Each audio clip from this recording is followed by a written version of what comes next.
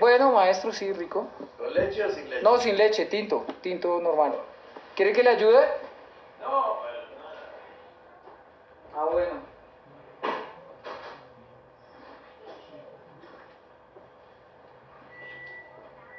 Un cafecito.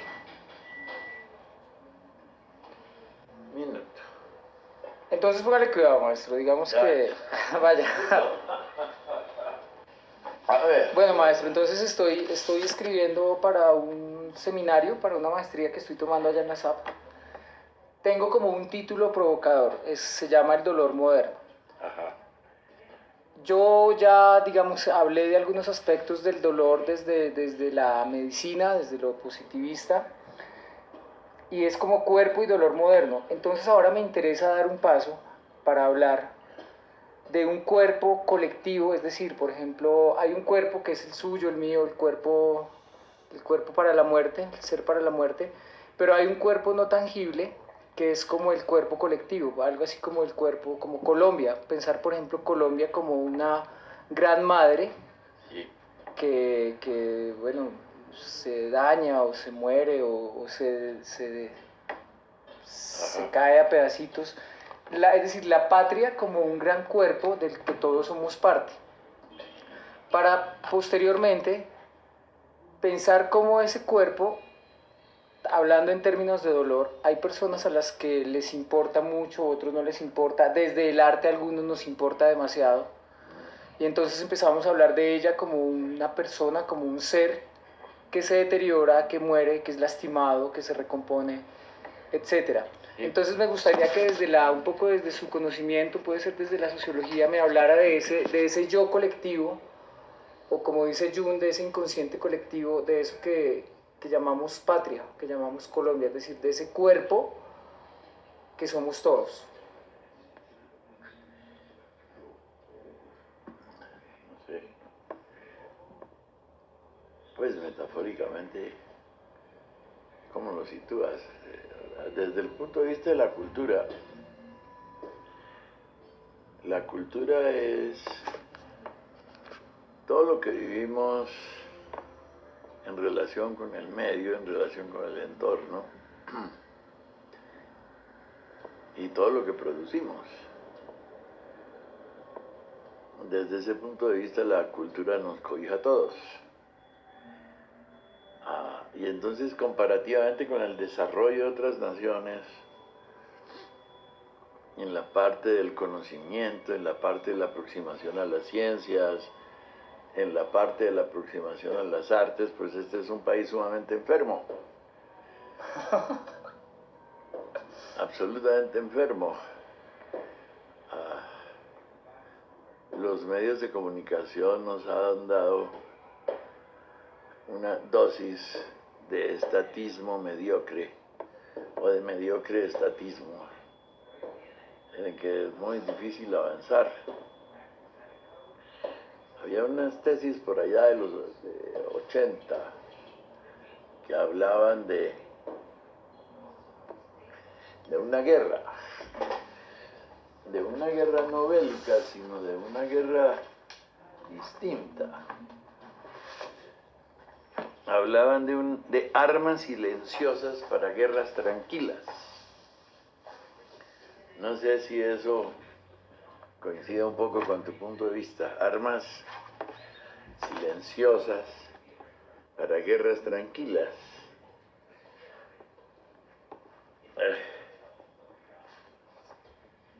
Y habla sobre qué, sobre, digamos, manejo biológico, son medios de comunicación No, o qué. manejo del conocimiento, manejo de las conciencias, manejo de la visión del mundo, manejo de la visión de la sociedad, una indoctrinación colectiva para tener a la gente tranquila, únicamente preocupada por las pequeñas cosas que no modifican nada para la gran comunidad, que por el contrario homogenizan, que hacen que todos pensemos lo mismo y veamos lo mismo y sintamos, bueno, sentir no, pero ver y pensar y observar y calificar que veamos lo mismo, en ese sentido de que se utiliza como un arma para eso, para adocenar, para adormecer. No sé si eso te sirve. Sí, claro que sí, maestro. Pensaba también un poco, digamos, en ese sentido del cuerpo y el dolor llamado Colombia, como este fenómeno tan terrible para mí, como por ejemplo cuando al colombiano no le duele cuando hay reforma a la justicia, no le duele cuando hay paro agrario, no le duele cuando, bueno, otras tantas situaciones importantes para el país, pero sí le duele cuando la selección Colombia pierde o cuando James se le daña la rodilla, es decir, ese cuerpo llamado Colombia o patria nos duele en un sentido competitivo solamente en el deporte. No, es que es inducido. Precisamente eso era lo que estábamos hablando.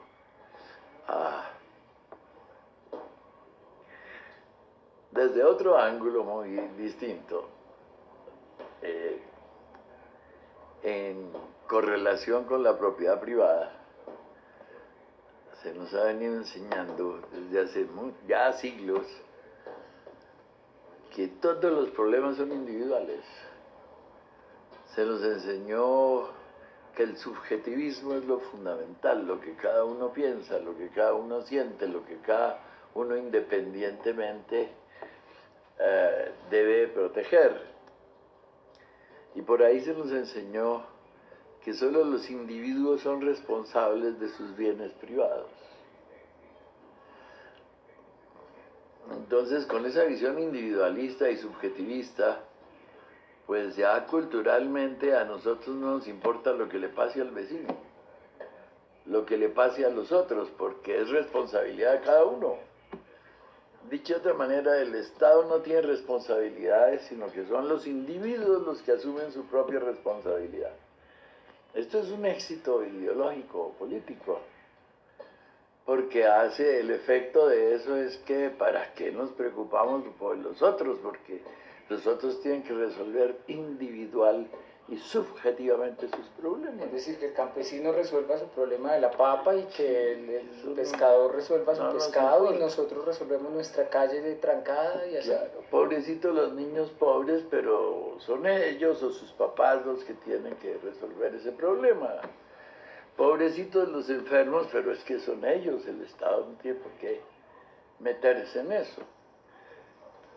Entonces ese culto a la personalidad, ese culto al individualismo, ese culto al subjetivismo, es parte de esa guerra de que se habla aquí, de armas silenciosas para guerras tranquilas. ¿De quién es el autor?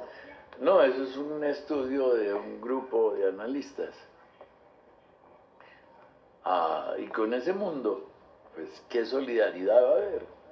Si así nos enseñan desde chiquitos, este balón es tuyo, esta es tu camisa, estas son tus medias, esta es tu cama, esta es tu sábana, este es tu plato, estos son tus cubiertos, pues es el proceso lento a través del cual nosotros nos hemos vuelto así. Además porque la ciudad impele eso, ¿no? Que cada uno es responsable de sus actos, excepto unos actos que el Estado escoge. No robar celulares en la calle, cuidado con su cartera, cuide su telefonito, cuide su cartera, cuide su saquito, su bolsita donde carga los libros. Ese es parte del problema. Además, la ciudad hace eso. La ciudad contribuye de una gigantesca manera imperceptible a que todo el mundo se aísle y trate de manejar las cosas es en su propio bien y según su propia necesidad y según su propio poder. Esa es un poco la idea. Y usted dice que hace algún tiempo nace esta idea como el individualismo como política y forma de vida impuesta un poco por los estados. Más o menos, ¿dónde lo podría ubicar usted, maestro? ¿Y en dónde? ¿Cómo así? Pues desde el comienzo de la sociedad de acumulación de capital. de concentración de capital, desde la estratificación social contemporánea, desde las clases contemporáneas. Los estratos tienen sus barrios, los estratos tienen sus parques, los estratos tienen sus trajes. ¿Sería como la modernidad, como toda la era industrial o mucho antes tal vez? No, la era industrial fue la que le abrió las puertas a ese tipo de sociedad. Es un poco el desarrollo de la era industrial, pero ubicado en las ciudades, la que conduce a eso. Hay un experimento muy viejo ya, que trae como consecuencia la nueva urbanización. Un experimento que se hizo en un laboratorio científico con ratas. Las ratas de campo son muy inteligentes y son muy aseadas, aunque parezca risible. Las metieron en una especie, en un módulo de ciudad, las metieron a las raticas. Al comienzo pues tenían sus niditos bien cuidados, sus críos muy bien aseados, los limpiaban, bañaban, los cuidaban, y cada uno tenía su cubículo más o menos aseado y protegido y cuidado. Con el correr del tiempo y el hacinamiento social en las ratas, que instintivamente eran sanas y instintivamente eran protectoras y instintivamente eran aseadas, lentamente, y eso sin haber moneda, ¿verdad? Sin haber movimientos y acumulaciones social, de capital, nada. Eso solito se fueron pervirtiendo. Primero porque en un espacio limitado entran a multiplicarse como ratas. Entonces la multiplicación social, la sola multiplicación social, hace que las madres ratas se vayan descuidando de sus propios hijos. El fenómeno se va agrandando hasta que ya no les interesa ni siquiera tener hijos ni cuidar hijos. Si los críos se les mueren, las ratas pasan por encima de los cadáveres, pierden la apetencia sexual, pierden la apetencia nutricional, ni siquiera comen. Y en el fondo llegan lentamente, pero paso a paso, hasta el suicidio. Esto con ratas, es decir, se le violan los instintos a esos animalitos, se les violan sus heredades étnicas, todo, seres anodinos que se entregan. Al final, el módulo ese, a la manera de una ciudad que les montaron, es un mundo horripilante, donde ni siquiera se comen, ni siquiera se desean, ni siquiera se preocupan por nada. Esto dio origen hace 50 años, ese experimento, a la tesis de que la promiscuidad urbana es terrible. Es terrible. ¿Quién habla de este tema, maestro? ¿Quién es el del experimento? No recuerdo quién hizo el experimento. Lo vi en algunas de los semestres de sociología que tomé. Bueno, por otro lado, otra Perdóname, en que nos advertían, sí, y es el fenómeno de las urbanizaciones modernas, en que ni siquiera el sol llega a ciertas edificaciones, que no tienen luz, que no tienen aire, que no tienen parques. Entonces en Europa y en Estados Unidos se montaron las famosas ciudades satélites, abiertas, con paredes anchas entre las casas, con jardines entre casa y casa, que es la nueva urbanización, con parques, etcétera, etcétera, y eso es lo que están tratando de hacer las urbanizadoras decentes. En Estados Unidos me tocó en la época de los 70 ver cómo estaban tumbando todo el centro de la ciudad y los estaban transfiriendo a urbanizaciones en ciudades satélites para que entre el sol, para que tengan brisa, para que tengan oxígeno. La gente no se da cuenta de esa de todo lo que una ciudad de rascacielos implica. Donde son como estas famosas ciudadelas donde hay todo en un espacio muy grande en la periferia, donde hay parque, colegio, todo. Sí, por eso la nueva urbanización. Y esas son nuevas normas de urbanización. Pero eso no evita que a través de la conformación individualista, subjetivista, que a través de la estratificación social, porque esos servicios se prestan, por decir, de clase media, media para arriba, de clase media para abajo siguen viviendo como las ratas, en habitaciones que no tienen siquiera división con la vecina, donde todo el mundo sabe qué está haciendo el otro, a qué horas está en el baño y cuánto se demoró en el baño y si se limpió o no se limpió. Eso parece invisible, parece una tontería, pero le advierto que esas son tesis muy fuertes contemporáneas, pero muy fuertes. Tiene que ver con la privacidad y con todo. Lo público, lo privado y lo íntimo también. También.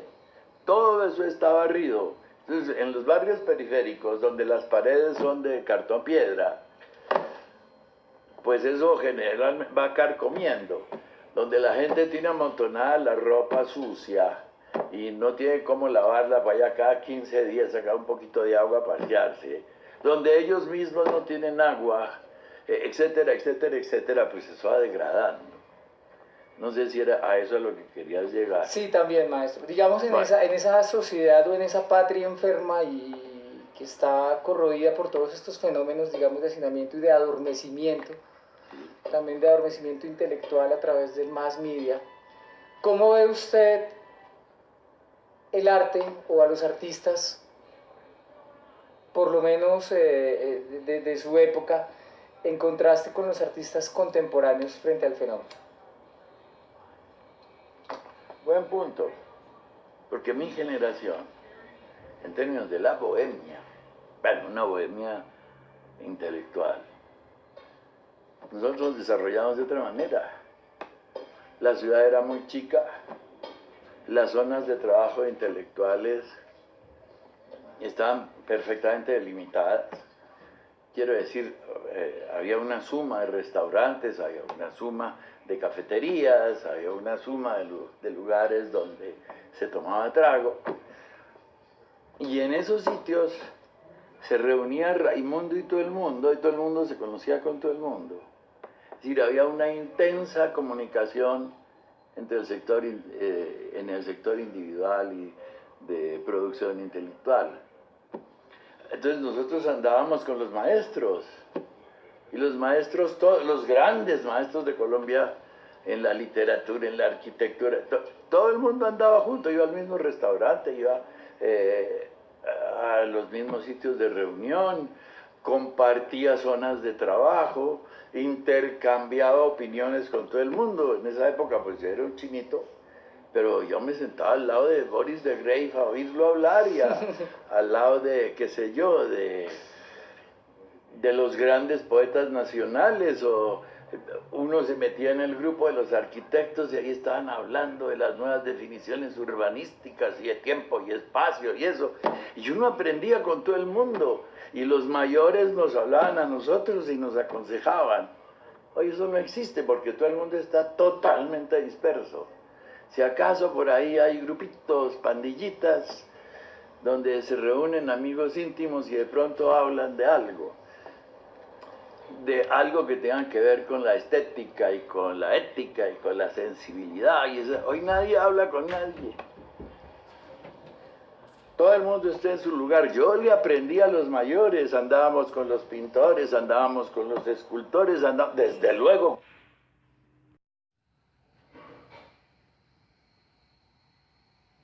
Con los músicos, y nos planteaban cosas y nos hacían oír cosas y demás, y era delicioso aquello.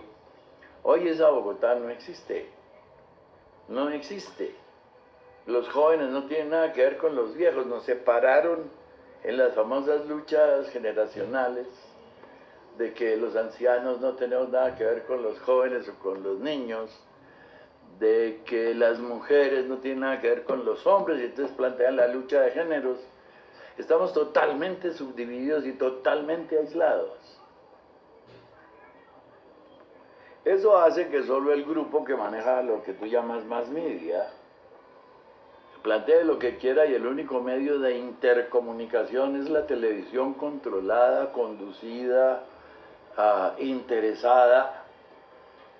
Entonces, pues eso es lo que contribuía a ese fenómeno que hoy llaman los sociólogos de homogeneización masiva. Entonces, todos nos vestimos igual, todos nos peluqueamos igual, etcétera, etcétera, etcétera. Esa es más o menos la idea. Los pocos estudiantes que van a la universidad entonces tienen, y ustedes los conocen mejores que yo, tienen otras cortapisas, eliminadas la orientación profesional en todas las universidades, casi, o por orientación profesional son tonterías de 3 horas para cumplir con un requisito, pero no hay real orientación profesional. Para dar un ejemplo, todo se volvió formalista, todo se volvió conductista, todo el mundo aprende por tareas concretas, a nadie se lo jala para que haga otras visiones o se le permiten visiones globales sobre las cosas. Eso no existe, la causa no existe, existen son solamente los efectos, las tareas. Pues eso acaba con el arte en todas sus formas. En todas sus formas, porque todo se vuelve mercancía útil para hacer tareas. Entonces todos se vuelven manuales. Eso no es educación. Bueno, y en términos de, digamos, de país o de patria o de nación, en su época, maestro, o por allá, en general, en la época de los 50, pues estaba todo este movimiento de lo que se denominó después Nuevo Teatro Colombiano, que traía un impulso muy grande de Bertolt Brecht y del socialismo, en términos de una crítica social, ¿cierto? Sí. Entonces de ahí salieron pues todas las obras que nosotros ya conocemos. ¿Cómo ve usted ese fenómeno hoy en día? Es decir, a los artistas, ¿usted cree que los artistas de hoy en día se preocupan por ese cuerpo doliente llamado Colombia, o ya no lo ven, o están mirando para otro lado? ¿Qué está pasando ahí? El formalismo se ha vuelto típico ya en casi todas las facultades de arte. Vuelvo e insisto, solamente se les enseña a hacer tareas, a desarrollar ciertas habilidades y destrezas, pero nada que tenga que ver con desarrollo de la inteligencia y la sensibilidad. Usted sabe que yo soy maestro desde hace 40 años y me tropiezo con ese problema todos los días con todos los muchachos, que a veces me oyen hablar y se sorprenden porque hay una cantidad de cosas a las que nadie se dirigió y nadie les dijo nada. Problemas de contenido, eso está borrado. Discusión, la crítica. Ya no hay crítica. A nosotros nos enseñaron, por ejemplo, que las obras muy bien hechas son las más peligrosas porque escamotean todo el contenido. Entonces hoy se mira que la obra esté tecnológicamente muy bien hecha, pero nadie habla de contenidos. Entonces no se puede discutir nada. Discutimos si las luces fueron muy lindas, si el vestuario estaba precioso, discutimos sobre si los ritmos estaban ajustados a los ritmos establecidos, pero nadie habla de contenido. La crítica desapareció en Colombia. Hace 20 años que no hay crítica en Colombia. Hay 2 o 3 revisticas, no revisticas porque las subestime, sino me refiero en distribución, de una pequeña distribución que leen unas poquísimas personas, pero la comunidad no sabe de crítica, no sabe nada, porque la publicidad arrolló con todo eso. Si tú miras la publicidad, entonces te dice justamente quién es el mejor jugador del mundo, quién es el mejor escritor del planeta, que todo es lindo y que todo es bello y que todo es muy bueno y que hay que ser optimistas. Todo eso acaba con la crítica porque ya no se puede opinar. Todo se vuelve publicidad y propaganda de artículos. Bueno, no sé, hasta ahí voy yo. No sé. Y una última pregunta, digamos, Pues entiendo, maestro, que usted está participando de un movimiento político que tiene algunos intereses para beneficiar el arte y a los artistas de Colombia, del país. Sí. Es un movimiento que también entiendo está acompañado por artistas jóvenes, por muchachos, estudiantes. A ver. ¿Cómo ha vivido ese proceso, maestro? Primero, por ejemplo, eso que acabas de decir, la palabra política es una palabra prohibida en Colombia. Produce automática macartización. Porque lo político en Colombia está visto primero desde una esquina. A veces yo le pregunto a los muchachos, mire, cuando una señora sale a la calle y resuelve que el arroz está muy caro, y manifiesta que el arroz está muy caro, está haciendo política y está haciendo un comentario político. Político quiere decir la participación en todas las actividades de una ciudad. Y de allá se origina todo. Y desde ahí, no de ahora, sino hace 25 siglos, que un tal Aristóteles dijo que el hombre es un animal político. Eso no se sabe en Colombia, no se sabe qué es la política solamente es una cosa metida en una celda y que tiene estigmatizados a los políticos. Entonces usted ya no le puede hablar a la juventud o a las personas mayores de política, porque eso, de hecho, sin saber exactamente qué es política, sino por el ejercicio de lo que aquí llamamos políticos, es una cosa despreciable. ¿Asociado a un ejercicio de poder y corrupción? Claro, absolutamente. Entonces, si la política son los fenómenos sociales, globales, si política es esto que estamos discutiendo ya, que empezamos a hablar de política desde el comienzo, pues esa política es otra cosa, porque es el bienestar de la comunidad. Todo el que se preocupe por el bienestar de la comunidad está haciendo política, pero aquí no. Aquí político es el que quiere cargos públicos para ganarse contratos. En eso tienen razón como visión, ¿verdad? Pero por eso hay que esclarecer qué es lo que la gente entiende por política. Ahora bien, desde ese ángulo de preocupación por la comunidad, y no por la preocupación por mi bolsillo, entonces están todas estas cosas de que hemos estado hablando, que es política, en ejercicio. Cuando una señora reclama por el Transmilenio que le están haciendo lo que le está haciendo política, del ángulo liberal o del ángulo conservador o del ángulo socialista, pero lo está haciendo. Desde ese orden de ideas es que si yo participo, porque he querido participar, en el Frente Alternativo de Intelectuales, porque necesitamos charlar de todas estas cosas, hablar los intelectuales, aclararnos los problemas, criticarnos. Y se necesita una masa de intelectuales preocupados por esto, que asuman otra actitud frente a la sociedad. Y eso me preocupa muchísimo. Y el Polo ha permitido, como frente que es otro problema que la gente no entiende. La gente, por determinación legalista, sabe que el Polo es un partido político, pues por determinación legalista, porque si no, no los dejan votar. Pero en esencia el Polo Democrático es un frente, que es otra cosa muy distinta. Un frente es una organización de personas con algunas diferencias, pero que se ponen de acuerdo o se unen en torno a una causa común. En ese sentido me gusta lo que Polo está haciendo conmigo y con otras personas, que es permitir a los intelectuales, no importa que tengan diferencias de orden político exactamente con los partidos políticos, sino que se unan para buscar el bien de la comunidad. En ese sentido el Polo ha dado la oportunidad y nos ha recogido a algunos de nosotros, y yo estoy trabajando en ese sentido. Pero lo primero que hay que aclarar que es que el Polo no es un partido político por legalismo, porque si no, no pueden votar, dice la Constitución, pero no es un partido político, es un frente social.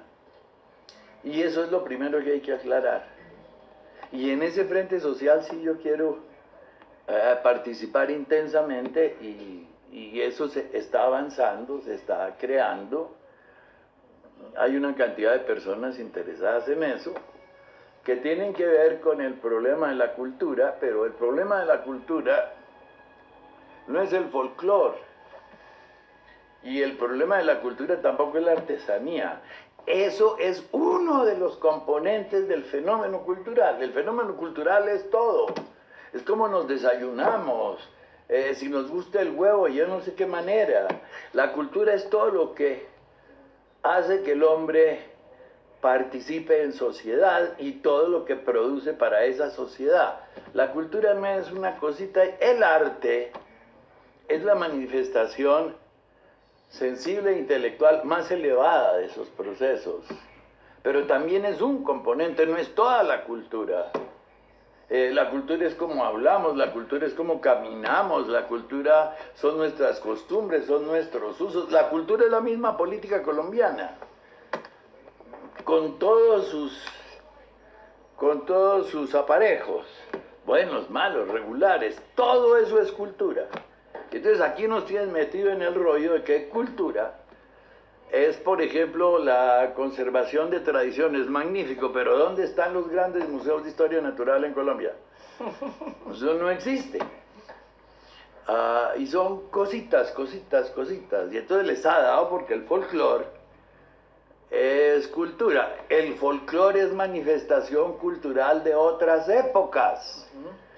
Entonces se queda por fuera de la cultura actual, de las necesidades actuales, de lo que pensamos, sentimos, producimos hoy, en todos los sentidos. Para decir algo, el uso del condón es un problema cultural. Bueno. Usted acaba de dar una definición de arte muy interesante, maestro. Entonces, en concordancia con esa definición de arte, ¿qué sería un artista y cuál sería la tarea del artista hoy en Colombia? Hoy en Colombia no lo digo yo, lo dicen los grandes analistas. Tenía un material aquí que no sé si está aquí. Ay, caray, que lo hice. Bueno, queda una definición muy precisa de qué entendemos hoy el arte. Permítame ver si tranquilo, maestro. Tengo por aquí. Ay, a ver si es que lo tengo aquí. No lo digo yo. Lo dicen los psicoterapeutas, lo dicen los neurólogos, lo dice Raimundo y todo el mundo, y ya es lo aceptado, incluso por los derechos humanos. Bueno, entonces, ¿cuál sería la definición de artista en concordancia? Ya la voy a buscar. ¿Qué es lo que dicen del arte? En concreto, precisamente ayer hice una charla sobre eso. ¿Dónde estoy? ¿Dónde estoy? Ya voy. Ay, se me perdió eso. No puede ser. Pero aquí debe estar. Ajá, aquí está. Y hemos de resaltar, dice el texto. Sí, señor. Que la creatividad no depende tan solo de las inteligencias, sino del entorno, del contexto, de los ámbitos y campos presentes en la sociedad. Caso Freud, Einstein, Stravinsky, Picasso, Eliot, Gandhi y Lagrange. Para el presente, y es la definición que seguramente estás buscando, un creador debe ser capaz de conformar un buen relato acerca de su sociedad, que además dé cuenta del sitio que él ocupa en ella y que sea capaz de vincular a otros individuos de distintas inteligencias, ámbitos y creencias en unas acciones solidarias.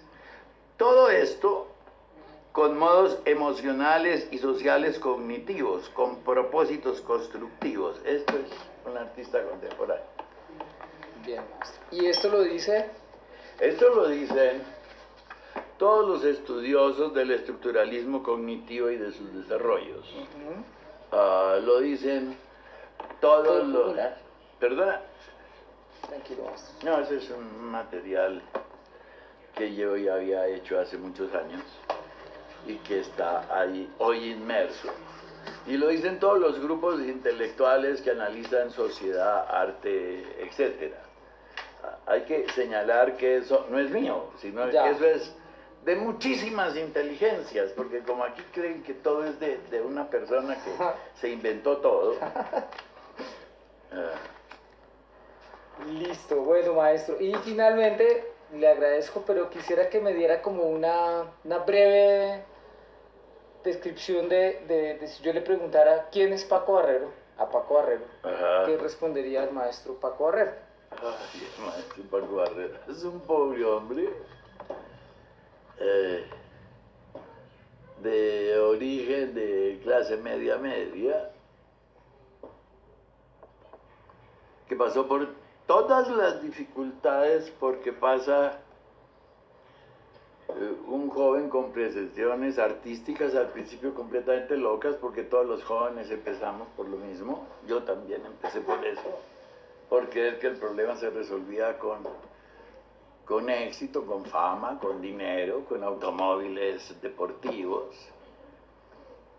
Por ahí empezamos todos y luego vamos aprendiendo, la sociedad nos coge a bofetadas y nos dice que nos dejemos de tonterías. Y entonces aprendemos otras cosas.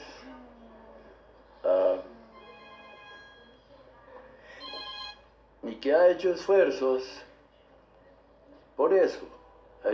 Yo abandoné el trabajo artístico propiamente dicho hace muchos años, porque noté que los directores y demás no teníamos actores, y que lo que a Colombia le hace falta es una buena formación de actores, y me dediqué a eso. Hace 25 o 30 años estoy dedicado a la pedagogía, y por eso me entero de todas estas cosas, porque me preocupan. Y claro, tengo una bondad ahí, y es que yo fui actor, yo fui director, yo fui famoso en Colombia, yo tuve éxito económico en Colombia, y todo eso me supo a basura y a viruta. Después de esa experiencia, yo ya sé que el problema del arte es otra cosa muy distinta, que el problema del hombre es otra cosa muy diferente, y que si no hay desarrollo cognitivo en Colombia, si no hay lectura del mundo amplia, abierta, ejemplo, ¿qué está pasando en China? ¿Qué está pasando en Rusia?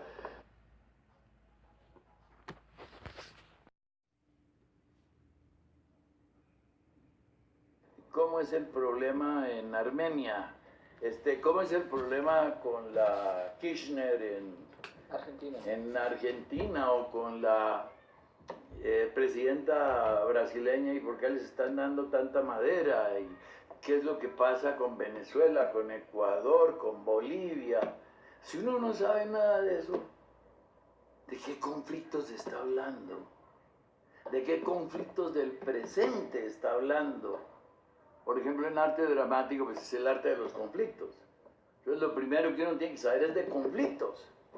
Los jóvenes colombianos, ¿qué saben de los conflictos nacionales e internacionales? Saben que hay rotos en las calles, pues porque se les dañó la llanta de la moto. Pero ¿eso es suficiente? Entonces, Paco Barrero, después de haber hecho cumplido una serie de etapas, aprendió que ser artista es un gran compromiso con la comunidad, y que eso es lo que importa, y eso es lo que hace que el artista sea, en todos los órdenes, único, irrepetible, irreemplazable. Yo no puedo estar copiando a Picasso, por ejemplo, en pintura, o en música yo no puedo estar copiando a Stravinsky, o en literatura no puedo estar copiando a Stoppard. Cada uno tiene que encontrar su camino, de acuerdo, pero ellos, ¿qué es lo que son? Verdaderos innovadores, que han transformado la manera de ver el mundo y de sentir el mundo también. para todas las comunidades. Y eso es lo que a mí me hizo definirme en determinado momento. Y yo hoy soy un modesto pedagogo porque no he descubierto gran cosa. Todo lo que hablo es aprendido de otros autores, recogido de otros investigadores, de otros científicos. Y lo que hago es multiplicarlos con la modestia de mis limitaciones de vivir en un país subdesarrollado. Ese es más o menos el problema. Y que no me gusta ver a la gente de mi país. Que no me gusta ver a la gente de... la cosa parecería demagógica, pero no me gusta ver a la gente de mi pueblo hundido en tanto atraso, hundido en tantos prejuicios, hundido en tanta distancia del mundo moderno y de la ciencia sobre todo, ¿no?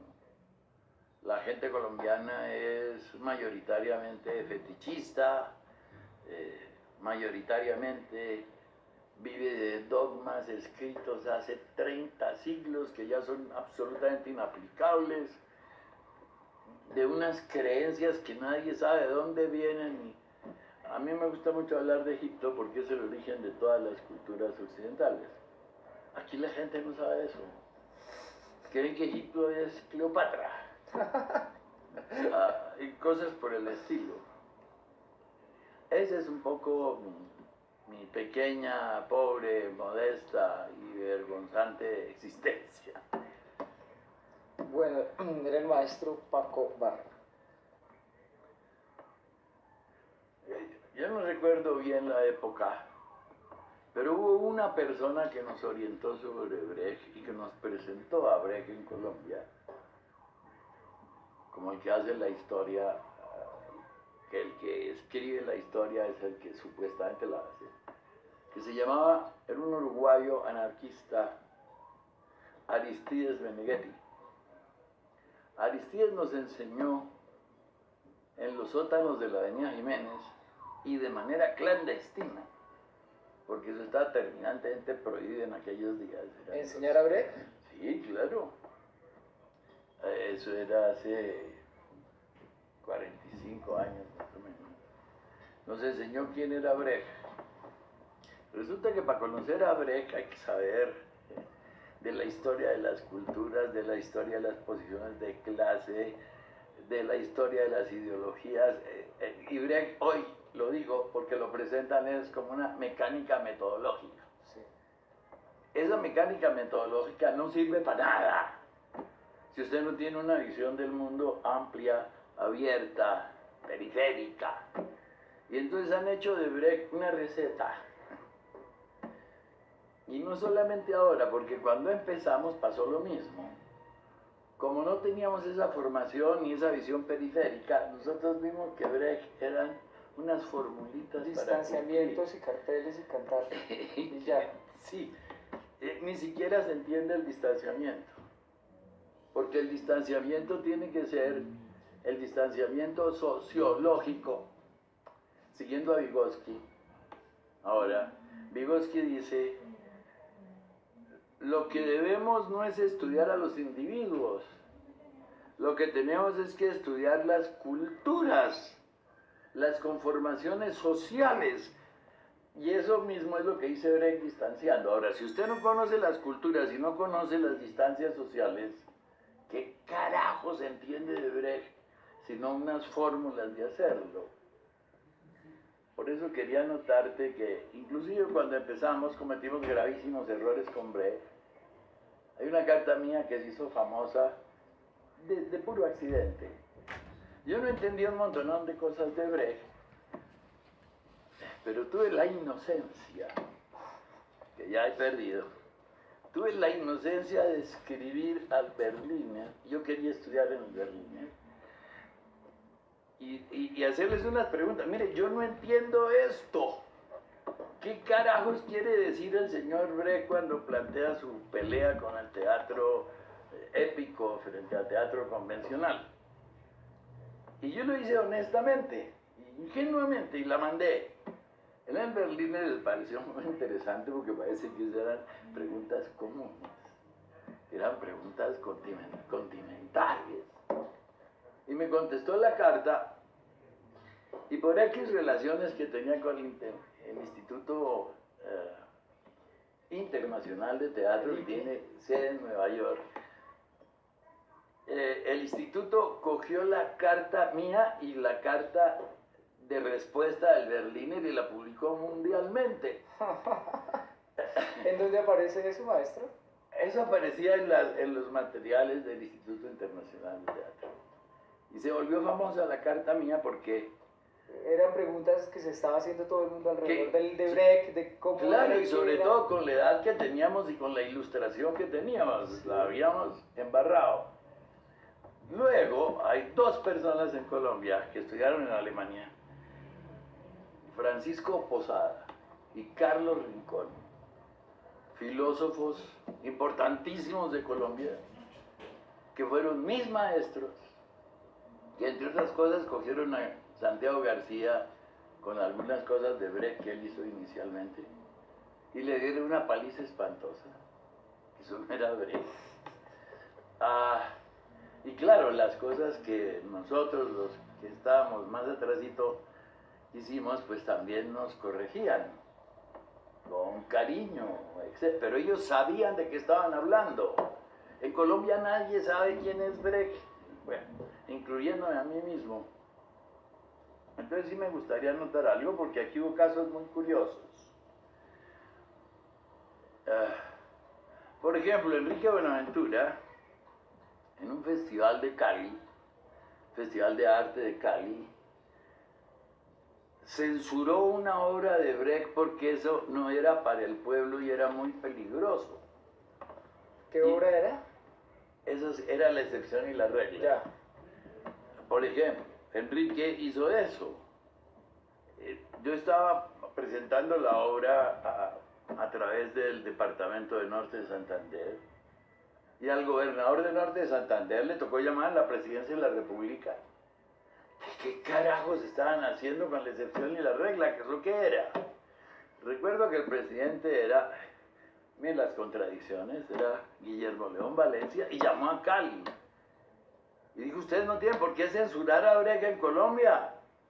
Dejen que la Escuela de Teatro de Cúcuta y Paco Barrero se presenten. Por ejemplo, esa contradicción. Años más tarde, mucho más tarde, Enrique se dedicó a hacer obras brechtianas en Colombia y hizo algunas cosas acertadas. Otro gravísimo error de la época. Santiago García declaró a Stanislavski, de acuerdo a su ideología política, Santiago declaró que Stanislavski era un burguesito individualista espantoso y le opuso a Brecht. Pacho Posada y Carlos Rincón le dijeron, mire, científicamente hablando es inseparable el sentir del pensar. ¿Cómo se le ocurrió a usted decir que Brecht estaba atacando a Stanislavski? ¿Cómo se le ocurre? Entonces aquí se han cometido una tonelada de errores con todas esas cosas y por eso quería anotarles. Desde el punto de vista europeo, a Brecht lo tienen muy criticado, porque Brecht deja la mayoría de las obras sin cierre de soluciones finales. Y entonces, por ejemplo, para los italianos de la época, eso era una falta de posición, de coraje de Brecht, que es eso que deja las puertas abiertas para que la gente escoja. Los italianos no sabían que Brecht trabajaba para las corporaciones sindicales alemanas de la Alemania socialista. Y entonces él dejaba las obras abiertas porque era la organización sindical o los partidos los que se encargaban a partir de esa postura abierta de dar un final en su entorno ya concreto. De darle un final criticado, discutido con las bases, etc. Entonces, por ejemplo, De Angelis critica durísimo a Brecht por eso, por la famosa, el que no cierra las obras, sino que las deja en punta para decirle a la gente, ¿usted qué camino coge? ¿Este o este? Claro, porque socialmente eso tenía una repercusión distinta en la Alemania oriental en esa época. Ok. Y digamos a nivel metodológico, o no metodológico, sino sí como de visión del mundo y del arte, sí podríamos oponer a Brecht, por ejemplo, con Beckett. ¿O usted qué opina? Ah, sí, claro. Brecht hace una serie de alusiones muy concretas. Hay un material directo de Brecht sobre ese problema. Beckett es de derecha, todos lo sabemos. Pero es muy curioso porque usted le puede cambiar, eso es una picardía de Brecht, usted le puede cambiar a Beckett unos términos y queda ahora de izquierda. Eso está en materiales. La revista Eco y la otra revista de esos días, ¿cuál era? De una librería era Eco y de la otra librería era, maldita sea, se me da el nombre ahora. En esas publicaciones de los 70s, mejor, de los 60s, de finales de los 60, Eco y Mito, en esas revistas aparece toda la discusión sobre eso, porque nosotros estábamos en esa época, finales de los 60, estábamos bautizándonos y desayunándonos con Brecht. Entonces todo eso aparecía en las revistas y aparecía críticamente. Ahí hay un pocolón de material sobre eso. Ok, bueno, ahora sí, maestro, muchísimas gracias. No, gracias a vos. Me lo pasaron hace poco. Esos son los que manejan las armas silenciosas para guerras tranquilas, para el adocenamiento de la población. En Colombia no se habla de la más medida, ¿por qué? Porque todo el mundo le tiene miedo a Caracol y RCN.